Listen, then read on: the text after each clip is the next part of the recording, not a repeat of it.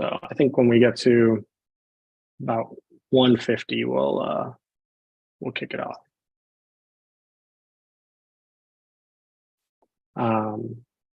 All right. And I don't think that I would have been able to even find 150 people who were interested in working in climate when I started working in climate. Well, that is definitely something we are going to touch on. And we've had, I think, over 3,500 people register for events this week. So it's really been fantastic. And so with that, let me kick it off with just a little bit of quick housekeeping. We have both a chat and a Q&A. The chat is for, you want to share resources, you want to make comments, great. If you have a question that you would like us to answer in the Q&A section at the end, please put it in the Q&A, upvote other questions you see there. The questions that we're unable to get to, we'll try and answer in the text as best possible. If you put a question in the chat, it will likely not get answered. So please keep that in mind. All right. Maddie Hall, thank you very much for joining us. I feel like I need to channel like Jason Jacobs. You are the co-founder and CEO of Living Carbon. I'm going to let you talk more about what Living Carbon does, but it is a leading climate tech startup. And you also had a background that is not what people would expect for the founder of not only a leading climate tech startup. We just finished a conversation with Diego, who at Pachama, and you've gone even further afield from your tech roots into synthetic biology. But so as somebody who was, started your career as a product manager, I think, and then you were at YC and OpenAI. Can you just tell us a little bit about how you got from kind of the quintessential successful up and coming tech career to doing something so innovative and so far afield and impactful? Yeah, I mean, the first thing that I would start with is just saying that the background that I would expect for entrepreneurs starting climate tech companies would be from everywhere, really, because it's such a global issue. And I think that everyone wants to feel a little bit less helpless. And if you're dedicated to starting a company and you want to try to make a large impact, and you're a fast learner, I don't really think it matters like where you come from or what your specific background is. For me in particular, I actually had a lot of exposure to botany and the timber industry growing up in Seattle. My uncle has a logging company. My mother was a florist. My grandmother was like the chair of an arboretum in Seattle. So I was constantly around plants and understanding sort of how our ecosystems needed to be more resilient to climate change. And, I think more specifically, of course, it was always like saw Inconvenient Truth in 2006 and was like, oh my gosh, why isn't anybody doing anything about this? And was really passionate about climate change and emissions reductions in high school. And then, it takes a while sometimes for your passions to be able to manifest in your career. And so for me, that did take a while. And a lot of it was about building the skills that I wanted to have to be able to go start a company that would be transformative in the space. Fantastic. And you bring up some great points. Yes, this week we're featuring, you are one of 3 founder stories that we're doing of founders who come from tech industry backgrounds. That's mostly because for the audience that we are targeting for this week, we want to show that examples of people they can relate to. But absolutely, we see it across the climate draft community. I'm sure you see it across your portfolio cousins and other folks in the industry. It's especially somebody who spent 2 decades working in Bay Area tech, basically. It's fantastic to see the diversity geographically, from industry, from academia, and your story about having family exposure, childhood, personal exposure to the subject reminds me of Maddie from Running Tide, who we had on earlier today, who comes from a fishing family, and now he's doing ocean-based carbon sequestration. So, I think maybe you talked about a little bit. You had the domain interest and orientation and exposure. You had the climate motivation. Personally, do you feel that your time in Silicon Valley kind of helped prepare you to develop the skills and the everything it takes to actually start a company and put all those things together?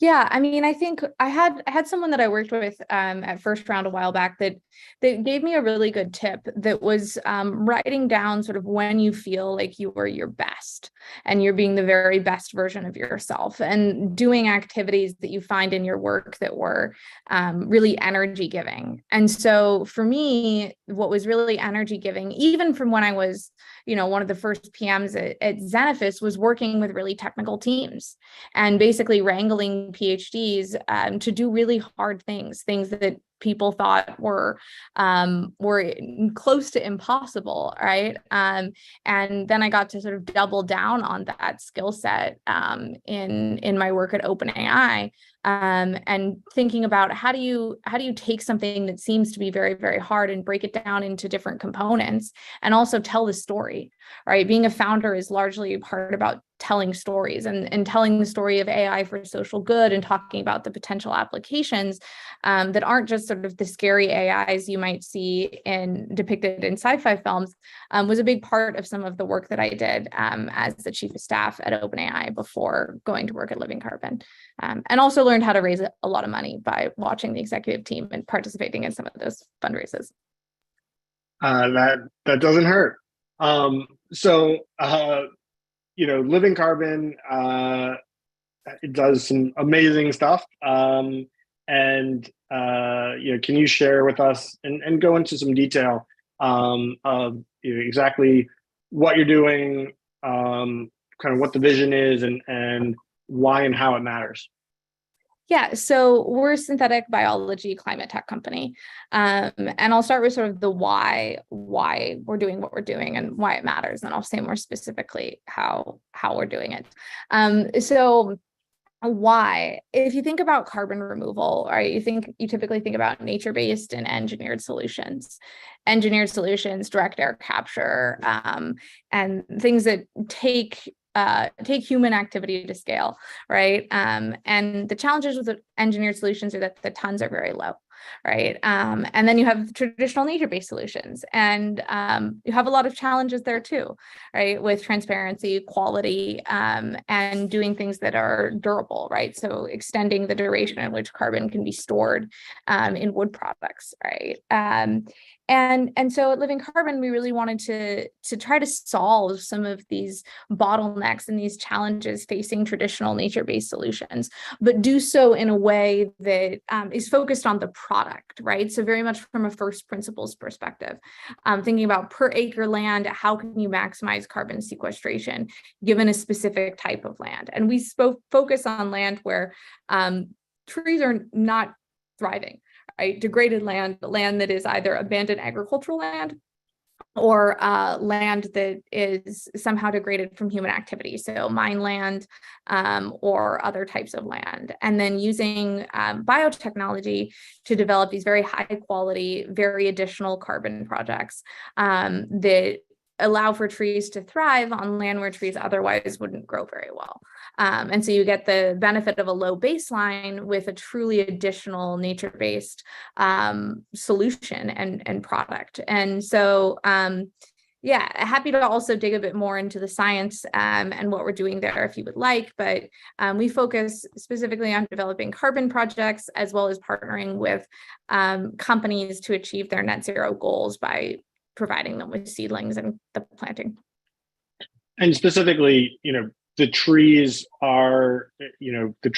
will sequester carbon faster and longer than just regular trees. Yeah, so we've got a couple different products. Our first product is a photosynthesis enhanced hybrid poplar tree. And that's been engineered to break down toxic byproducts of photosynthesis with less energy and routing more of that energy towards growth. So the way I explain it to some of our investors, those that are less climate savvy, is it's like putting the plants into ketosis, basically, because it's a metabolic bypass pathway.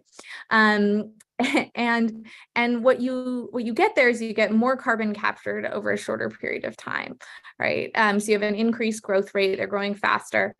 We also have seen some signs of resilience in high temperatures based off of some of our field trial work. So yeah. And then beyond just the photosynthesis enhancement technology, we're also focusing on slowing the rate of decomposition, right? So the biggest reason as to why woody biomass is broken down and the carbon that's stored in those wood products goes back into the atmosphere is because it's broken down by white rock fungi.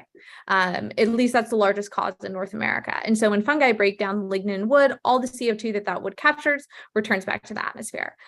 Turns out the copper and a couple of the metals that occur abundantly in some of our soils act as natural fungicides, and they prevent the decomposition of those woody biomass and of those woody materials from returning back to the atmosphere. So that's another project that we're working on, both focusing on increasing the rate of capture, but also on slowing the rate of decomposition. And then that also ties into some of the work that we're doing with highly durable biopolymers like sporopollenin, where we're trying to synthesize biopolymers that have been shown in fossil record to store carbon for, hundreds of millions of years. Yeah, the long-term goal is for us to be able to create some sort of product that just uses energy from the sun, using photosynthesis to permanently sequester carbon, or in a very durable form. And we're not there yet, but we hope to get there in the next decade. That's amazing. Some of that was new to me. So very exciting stuff. Someone actually asked a question that relates to this in the chat. Why start your own company? When you're at a stage where you want to have a climate impact, you've been radicalized. Al Gore's sleeper cell, and it comes time that you're like, okay, I don't want to work on other stuff anymore. I want to work on climate. Or is that? I mean, we didn't really go into that. Like, what was the moment that you, decided, okay, I want to go and do this? Was it about a commitment? So like Diego, we just talked to. So I was making an assumption here. Diego, like a lot of other people that we've talked to, including myself, right, is like, okay, I can't do anything else. This is the only thing that matters to me, and I'm going to find an opportunity. Was that the same process for you, or was this more about the opportunity presented itself, and you were like, this is a really good one? Well, I was just doing a deep dive into different types of carbon removal, specifically looking at ways in which artificial intelligence could be used to help solve climate change. And I realized that actually AI systems are not very well designed to actually contribute a lot to removing additional carbon outside of improving carbon models and helping with MRV. And then just saw this potential of could we create something that, maybe felt a little bit similar to what OpenAI felt like in the early days for synthetic biology and for carbon removal, because the space was so large that it didn't make sense to try to do everything, but rather find a subset where it felt like the technology, the technological tools had advanced sufficiently. The PR sentiment was changing, and there was a lot of potential to find a home for world-class researchers, right? Who either were kind of stuck between working for a chemical company or being in academia. And so there wasn't necessarily a specific moment, but when I read this paper on photosynthesis enhancement actually it was in tobacco, right? Look at the areas that are the most funded. It's also like the model species in plant biology, and realizing how much work had been done in crops, and how if you actually oriented a lot of these tools to trees and to doing something that's actually for the benefit of our ecosystem, not just for our own consumption, that there could be a huge opportunity there.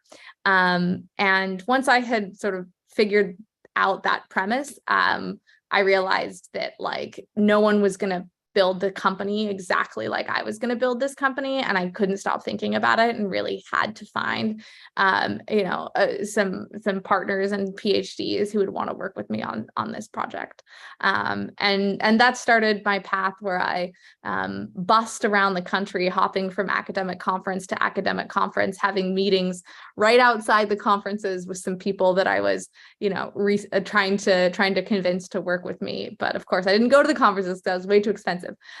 So I was kind of sleuthing my way around. Yeah. The lobby is always where the action happens, right?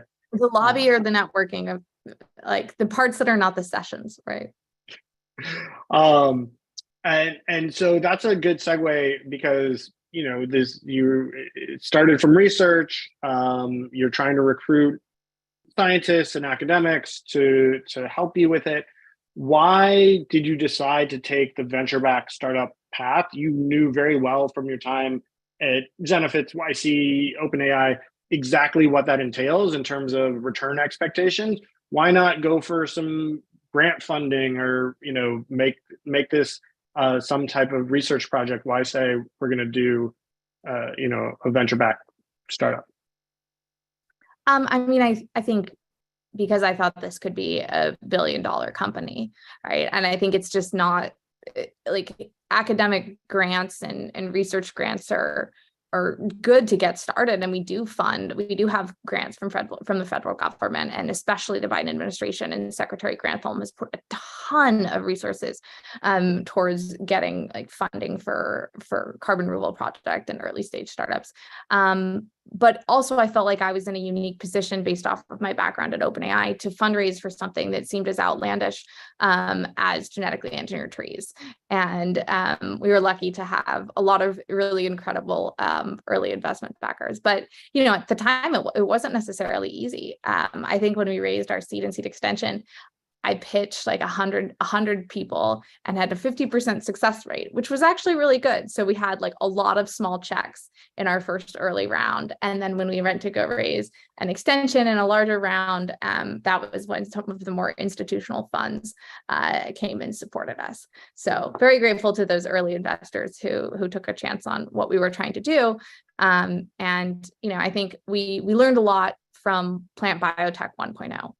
Right. And what we learned was that like Monsanto and like looking at the successful companies that have like been in the space that you were working in, but the legacy companies, right? So keep in mind, I do not use Monsanto as a model for anything that Living Carbon does in any way, shape, or form, outside of the lesson that to be a billion-dollar agricultural company, you have to have multiple revenue streams, right? You can't just sell seeds. You can't just be a nursery, because being a nursery is not a very good business. You cap out at like $20 million in revenue, and you have to be pretty regionalized. And so the learning is that you have to have some sort of secondary product, right? Secondary product that can generate higher margin returns beyond just selling seeds. It has to be something like, generating, well, at least for Monsanto, it was selling Roundup. It was selling a pesticide that they made all of their plants resistant to. And so that was where they got actually most of their profit. It wasn't actually from selling the seeds. So for us, we were like, okay, how can we flip this business model on its head? How can we think about it in an application that's actually good for the world? And so we decided, okay, well, what if we sell carbon credits? And that's in addition to selling the trees, and that's sort of our higher margin revenue stream.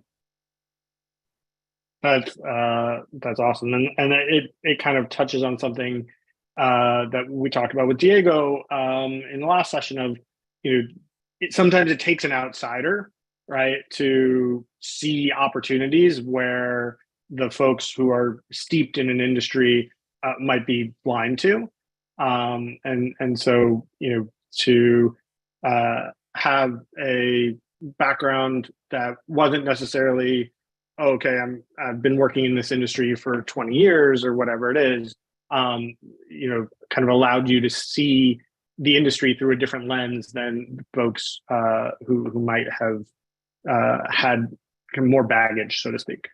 Mm-hmm. Yes. Yeah, and I think a lot of people were jaded after working on really incredible genetic engineering projects and then getting blocked in regulation. And a lot of it was thinking about the market that they were going after, and the types of traits that they were developing were not ones that people got very excited about. So you have to be kind of thinking about what the market is going to be like in the next 3 to 5 years, not necessarily what experts tell you, right? There were some people that told me, like some people that I looked up to that told me this was the dumbest idea and it would never work.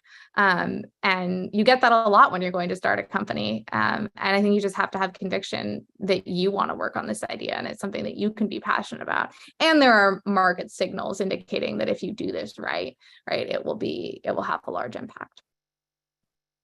For sure. And you talked about before that you chose to do this as a venture-backed company because you saw that you believed that done right in the way you wanted to do it, that it could achieve venture scale returns. You just announced your Series A, $21 million. Congratulations. And in addition to the climate VCs who, everybody expects to be focusing on impact and factoring kind of the carbon sequestration value into their investment decisions. Though, if you listen to Saka talk about it, he talks about the Mr. Burns test. He wants to invest in things that coincidentally also have the positive climate impact. But you also got Temasek, you got Felicis. I'm always bad at pronouncing that. But you got some non-climate names, leading non-climate names who saw the value as well. Can you talk a little bit about why generalist investors who don't have a climate mandate are excited about living carbon specifically and climate tech in general? Yeah. So I think it was really important to me to have both, right? Because the investors who've been investing in the climate tech space, like there may be a couple funds that have been around for 10 plus years, but they haven't actually all seen the full cycle of what's happened within an industry yet. I mean, obviously, like Chris Saka from Lower Carbon has been investing in early stage startups for a very long time. But I really wanted funds that could help us with different things, right? So Felicis is able to still do customer introductions, right? They can't give us advice on MRV strategy, but they can help us with other things. And I think it's actually very important in the climate tech space for us to be developing businesses that are just good businesses, right? Like our trees grow faster and they capture more carbon. So we can remediate land and provide additional value for landowners in addition to increasing the carbon that's sequestered on certain acres. It's an important point, and it's a good segue into, on the talent side, obviously as somebody who comes from a diverse and atypical climate background, but you have a unique perspective. You're a CEO, you're building a team. That team has to have, in your case, a lot of folks who are specialized in the deep science of what you're doing, and also in kind of the field work and the go-to-market and the execution. But, talk about kind of the diversity of backgrounds of some of the folks on your team and kind of the broader team, and what value you see in bringing in people from other industries who might not have a classic climate background, to do non-scientific roles. Yeah, I mean, I think we've got people from all across the board, right? So we've got folks who have a horticultural background. We've got folks who have a background in commercialization within like mammalian biotechnology and life sciences. We've got people with software backgrounds. We've got people that have worked at Google X. We've got foresters in Georgia, right? So we really cross all sorts of background lines when it comes to what people have worked on before. I think the things that we're looking for are like fast pace of execution. Can you hit numbers? And are you good at storytelling, right? Specifically within our commercial team. And are you a very fast learner? And is your learning process one where you're not just trying to figure it all out yourself, but you're trying to find people that can help you answer questions in a way that's better than you could answer them yourself, right? That's like a big part of being a CEO is hiring people that are smarter than you in areas that are their specialty. If someone's not smarter than you in a specific area, you really shouldn't be hiring them. A good rubric there. And then in terms of like, as you've built the team, I know it's how many people is the team now? We're 40 people now. So as you've kind of brought those diverse backgrounds and skill sets together, how are you seeing that benefit the output in terms of the cross-pollination? Is kind of a leading question. A lot of folks that we talk to, have, I'm a software engineer, I'm a designer, I'm a marketer. How much climate knowledge do I need to have in order to go work at a climate company? We often hear from folks in those climate companies like, hey, we're hiring a software engineer, we're hiring you to be good at software and you'll work with climate experts. But in your case, you're obviously doing a very specific work, deep work in the synbio side, you have, the forestry side. So I'm just curious, that is more diversity than of backgrounds than you'd see in almost any company, and wondering how it works. Yeah, I mean, I think we select people based off of like a lot of different things. There are definitely roles that are super technical, right? Like 70% of our team is R&D right now. We're starting to change that, but like, there are some roles where like you should probably have some bench experience, right? To say the very least. And at the same time, I think like there are a lot of other roles where we're starting to develop new tools, or we need really competent generalists. There are different stages of our process, right? So when you're genetically engineering a tree, you're basically like regrowing the plant from its stem cells and doing a bunch of molecular biology to actually develop the genes that you're going to be inserting into those plant cells. Then you do the insertion, and then you're going through this regeneration process, and then you're going through a selection process, and then you're going through a greenhouse process, and then a field trial process. And then after that, you go to sort of a bulk up process, and then you end up going to more of a commercial supply chain process. And at each of those points, we have to have a handshake between the teams. And that handshake is really important in terms of people communicating with each other, being able to work well together. And each different phase of our product development process requires people with different skill sets, right? So one of our supply chain leads right now, her background was actually in like developing very complex like holiday cookie boxes for companies, right? With many different things that people will gift you over the holidays, and understanding and owning all of that complex supply chain and back end, and also used to work at Plenty. So I think like we're looking more for people who are creative problem solvers as well. That's amazing. That the cookie box is a job. Also, where do I sign up to get a cookie box? Where do you think all of those pears come from Harry and David? And SKUs now, right? They've got their pears, they've got their chocolates, they've got like so many different iterations of popcorn. Like I didn't even know you could put that much stuff on popcorn. But anyways, you think about actually how the world that we interact with exists today. There are so many different parts that we don't necessarily have visibility into. And so detail-oriented people that are okay going deep and also going fast on those specific areas. Yeah, and you all are at a still relatively early stage. The commercialization and deployment of this is going to require scaling your team up to hundreds and if not thousands of people probably.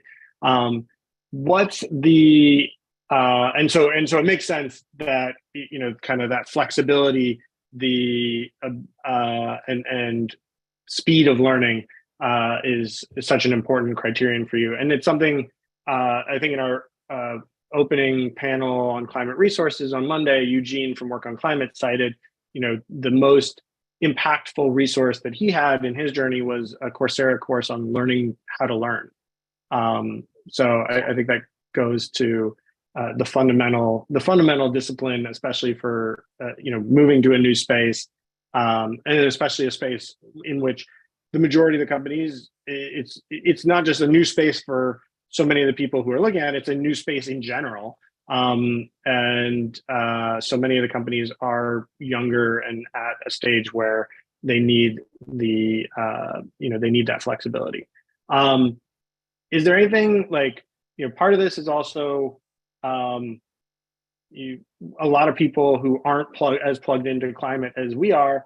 The main source of news that they get, the kind of mind share they have about climate is really all of the very bad, very real, but very bad news, that kind of makes the headlines of CNN or the New York Times or whatever.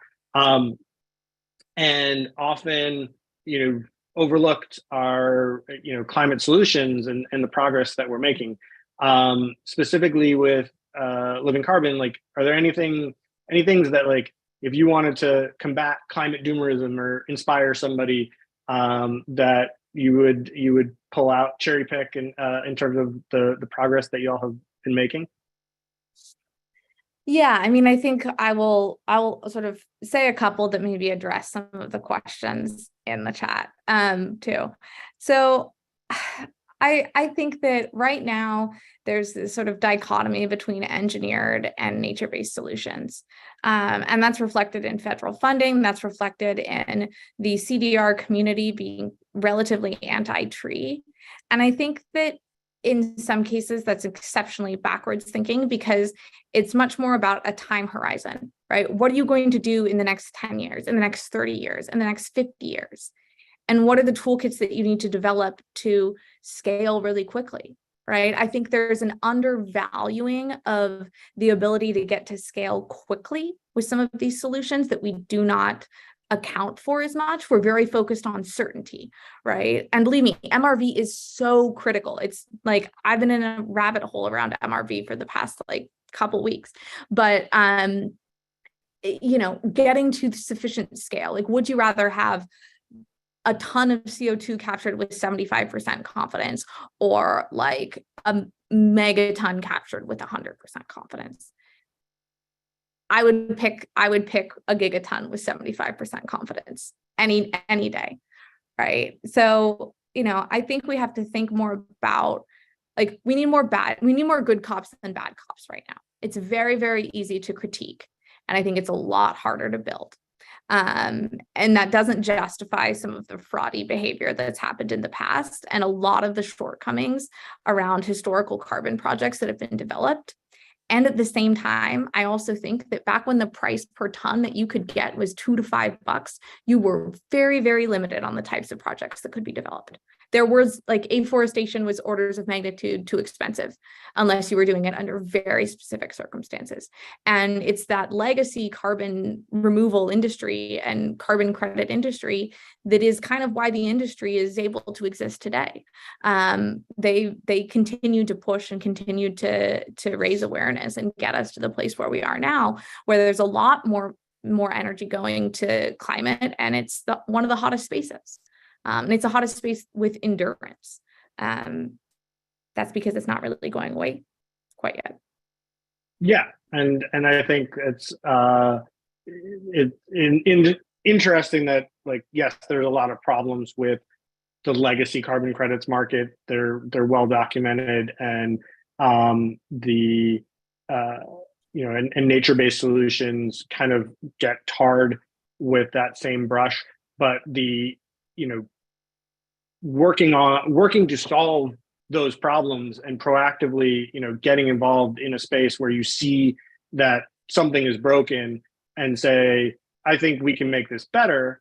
can be difficult because from the outside looking in, everybody just kind of lumps you together, even though you're the one coming in trying to fix it. Sometimes it's easier for cognitively for people to just say, well, why don't we just discard this whole category and do a different category? But to your point, we need a huge portfolio of solutions at a massive scale. We need it super quickly, and it's pretty hard to ignore the largest carbon sinks that exist on the planet that have this capacity. Totally. And I would also add that at the same time is that I have a lot of respect for the folks that have been working on carbon credits for a very long time. We've learned a ton from them and continue to need to learn more. But to have the biggest blocker be the administration of a carbon project on a registry is incredibly frustrating when you have the landowners, you have the trees, you've developed the technology, everything's ready to go, but it's the admin that's the biggest part that is challenging to a lot of these companies, right? And admin is like MRV is one component of that, right? But it's generally the administration of the project.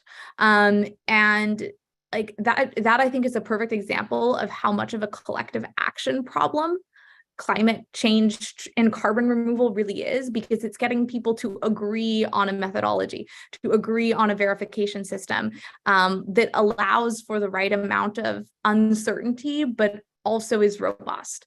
And that's one of the biggest blockers to the industry right now. And it's the biggest blocker to scale too.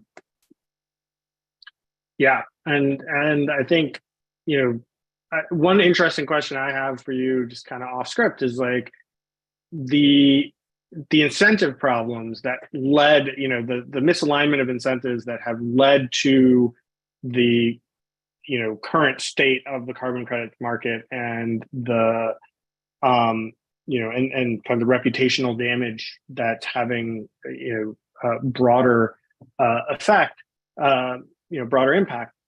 Do you have thought, like, what are your thoughts? And there was a question here about business model, but like, do you have thoughts on how solutions, incentive structures and business models can avoid some of those pitfalls in the future? Because, if it is a race to the bottom, there's always going to be bad actors. And how do we, is there anything short of an actual like global price on carbon, which obviously solves some of this stuff, independent of that? Are there market structures? Are there, incentives that you feel could help avoid some of these pitfalls going forward?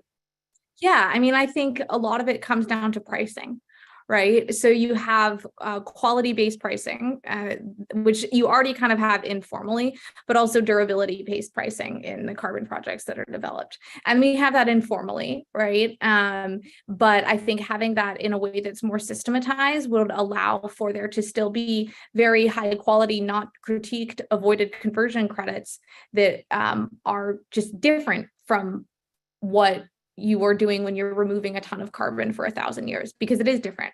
Everybody tries to say a ton. It's not the same. It's absolutely not the same. And like that world doesn't exist because carbon is stored in a variety of forms for a variety of durations of time with different co-benefits across the board. And biodiversity is separate. Like it's important to think about biodiversity when you're developing a carbon credit project, but biodiversity credits should be their own thing, because preserving biodiversity is exceptional. I was reading a paper that was like 60% of all of the diversity within plant life is supposed to basically be eradicated as a result of climate change, and sort of lacking bees to pollinate flowers and animals to transport biomass in different areas and growing conditions. Like that's awful. We need to be preserving that just as much as we're actually removing carbon too. And it's tricky because sometimes you try to address some of the shortfalls of other projects, right? Like quality reforestation projects. Okay, we'll plant land on degraded land. Well, what's the bottleneck to doing that? A lot of trees die. It's very expensive to do without a carbon futures market. Okay, well, what if we made them grow faster, be more resilient to climate change, and then sold a future carbon credit that we're verifying on an ex post basis. All right, great, but are you using synthetic biology? Is that GMO? Like, are GMOs bad? Is that evil? Like, what, it can just completely cascade. Futures market, like, that seems questionable. Like, it's so much easier to critique than it is to build. And not to say that, like, we shouldn't be very critical of climate solutions, but it's like what Brene Brown said. Like, if you're not in the arena trying to make a difference, then frankly, like, it's hard to value that sort of nebulous criticism. For sure. And, I think you've seen so much of it is about marketing. It's about public awareness. I have a 6.5-year-old who's very environmentally conscious. And he came home from school and he was saying some project where, for every dollar, like, they're going to plant a tree. And I was like, okay, don't say anything about like, not all trees are created equal. Like, I'm just like, oh, that's awesome. But like, it became something where like, oh, planting a tree is the panacea. And, just kind of like tons of carbon sequestered is the metric. And we have a challenge as a society with communicating nuance as human beings. And as an aside and an example, a kind of major brand, came to us recently, and the CFO had been charged with helping them to become, carbon negative.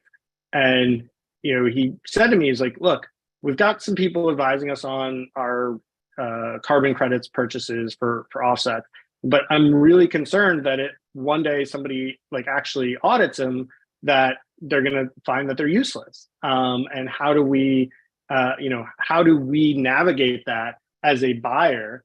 And I think that's just, the market needs to evolve. There need to be more solutions. There needs to be more conversation where people can hold up and say, durability needs to be a consideration in the pricing. And here are options that actually offer more durability. That's a relatively new thing in the market in the last few years, compared to like what the universe of carbon credits looked like, just 5 years ago, let's say.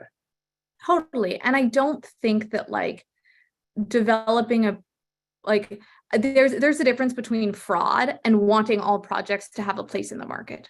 Right? Fraud does not have a place in the market. Fraud ends up completely hurting the rest of the industry, right? So if you're saying that you're going to plant trees and then you don't, or they die, like, that is still net bad for the world, right? And not something that like we would ever be like, yes, all of those tree planting projects, they're totally doing their job, because a lot of them are not. But I think that's where you think about the systems that you can design to prevent those things from happening, right? Like, we control all of our own seedlings.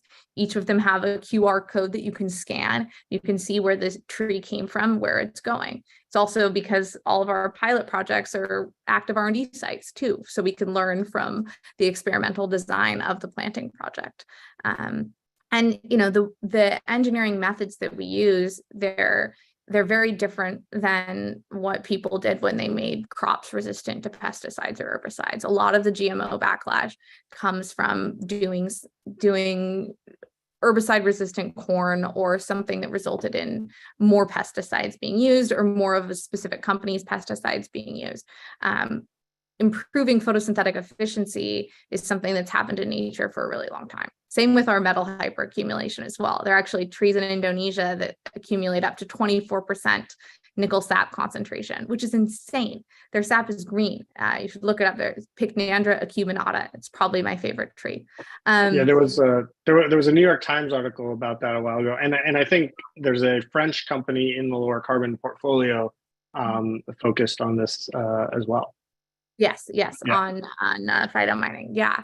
And I think if you think about how quickly we've warmed the planet, we could wait for evolution, but our biosphere will look dramatically different.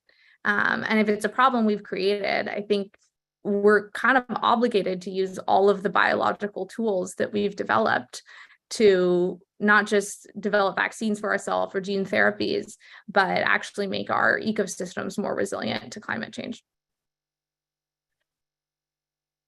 Oh, it Yeah, looks and you like bring up people want us to answer the Q&A. yes, and I was well, you are answering some of it. I'm answering some of them. Yeah, and I would just say that like you bring up a good point about nature has been doing this for years. Human civilization has been doing this for years, right? Crossbreeding of plants, crossbreeding of animals, right? And so it's less about this black or white. Is this engineered or is this natural? That distinction is pretty artificial in and of itself. All right. Before we hop into the Q&A, I would just, my last question I had for you is, as somebody who transitioned from tech into climate tech, obviously you told a bit of your story, which is quite specific and unique. But and as you see other people from your social network, other people who you're hiring into Living Carbon, what advice do you have for folks today who are on the other side looking to make the leap?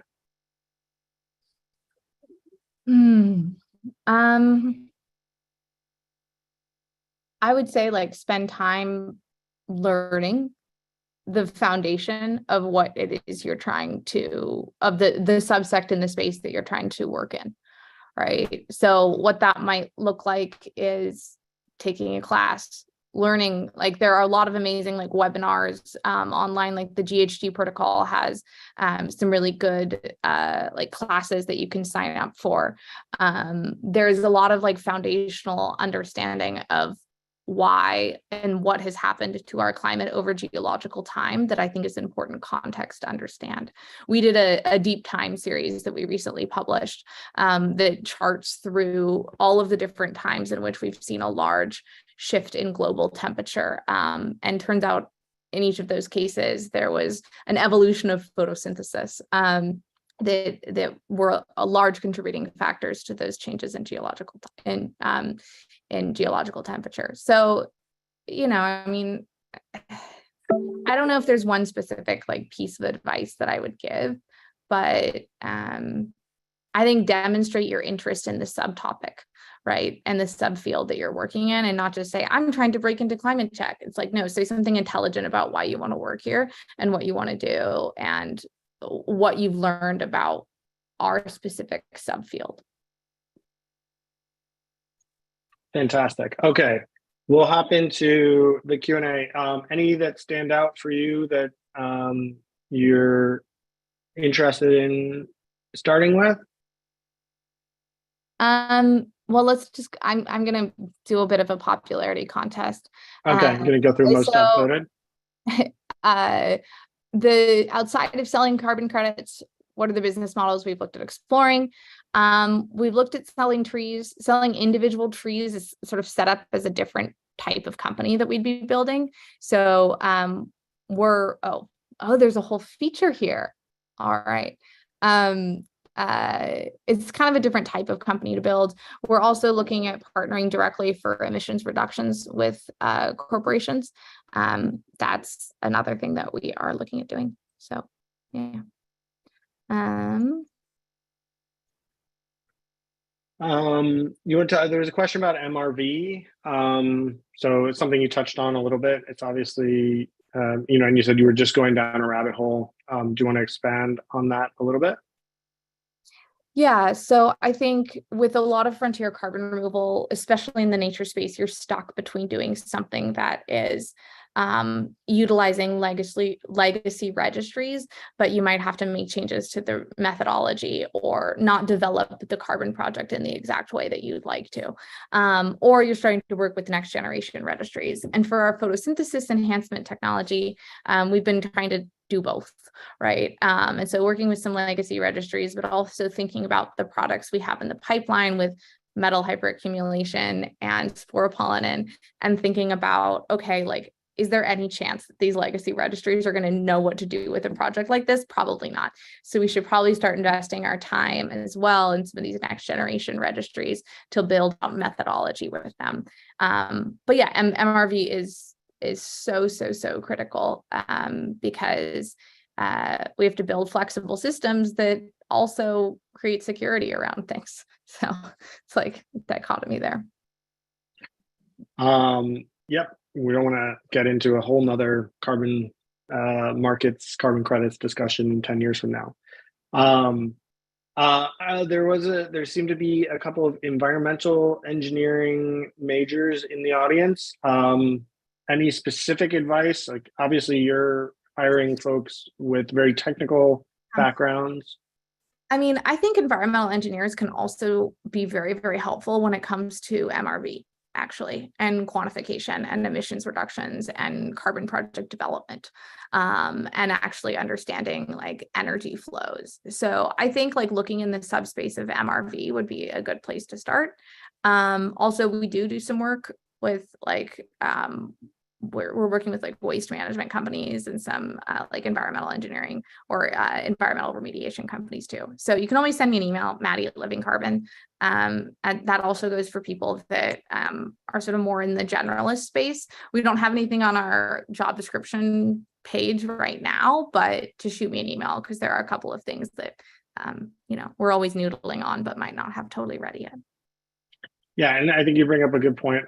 We see this across the board where a lot of startups are getting to a stage where they're like, okay, now as part of going into the market, we've kind of developed our prototype, we've got our solution. Now as part of going into the market, we need people with the domain expertise in, carbon markets or other things that have been more conventional sustainability jobs. And so you're seeing, I think, this intersection of a lot of new climate tech companies saying, all right, we're ready to enter, and we need we want to leverage the expertise of folks who have been doing this before. Yeah. All right. Do you want to talk about let's see. So I think we answered there's not a match. Like biodiversity question. Okay. And so we do only plantings with we do mixed stand plantings only. So it's planting our naturalized hybrid poplar, which has been planted in the US since like the 1600s, interplanted with other native species. And we are also monitoring soil ecology. We would actually expect that soil ecology would improve as a result of planting our trees, because you have more below ground biomass. And a lot of the areas that we're planting on right now, actually all of the areas, the soil samples, like there are not very many nutrients. It's actually a pretty poor soil. So the work that we do is actually the result should be to improve soil ecology, but like we view all of the different projects that we develop as also opportunities for R&D as well. So we're constantly sampling it, monitoring the sites, trying to learn as much as we can from what we're doing. Fantastic. And there was a question about your MVP. So you talked a little bit about, you kind of had a very large friends and family round. And so you probably didn't go through the typical progression of here's an MVP, let's go fundraise. But what did you consider your MVP with Living Carbon? So minimum viable product for anybody who's in the audience not steeped in startup language. Sorry. Yeah. So I think MVP is a tricky one because we have what we call a proof of concept, really, which is more common within the biotech space. And that is where you get to a point where you have enough to move forward with developing a commercial product. So your proof of concept is basically the paper that we shared about our photosynthesis enhancement trait that were done, and it was a construct called LC102, where it was sort of the line of seedlings that were part of our proof of concept. And for us, that's what we're like, trees that we could demonstrate efficacy, that the trait was working. And to the point which we wanted to put the trees into the field. We wanted to do a field trial and move forward and get results there. And then basically results of field trial indicate that we want to move forward with commercializing a slightly separate or it's the same trait, but in an improved version of it. So. Well, thank you so much for joining us. We're at time. Any parting words for this audience? Thanks everybody for being here and for listening. I think the more people we can get into climate tech, the better. We're going to be growing a lot, even if there's no role that you see on our job description. Always trying to meet more interesting people who are working in the space too. And I also do some angel investing as well. So if you need advice and you are wanting to start a climate tech company, feel free to give me a shout. I have a lot of thoughts. So yeah. Thank you so much. And thank you everybody for attending. Go to climatecareerweek.org to see what the agenda is for the next few days. There's a job fair with Tara tomorrow morning. And also check out a bunch of the resources that we have there, and the one-on-one office hours this Friday. I know Martin from Living Carbon will be a participant. So you will have the potential to get matched with folks who are working directly in the space, who are here to support you and help answer any questions you have and give advice. All right. Wonderful. Thank you, Maddie. Wonderful to see you. Thanks everybody for joining, and have a great rest of your day. Totally. Thank you, Jonathan, for creating a climate draft. It's amazing. Big fan.